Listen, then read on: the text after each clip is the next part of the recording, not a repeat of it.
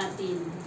Kasi di ba palagi yan nga, parang nabanggit na rin yung mga nakaraan yung mahirap yung may katungkulan na kagaya ng mga inatasan na kagaya ni Nanay Lita, di ba?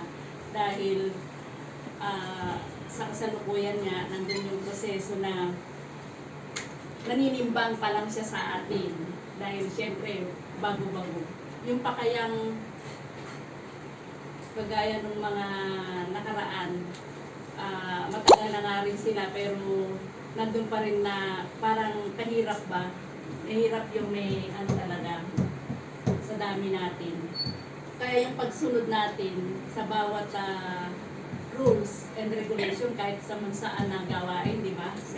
Meron talagang meron sinusunod.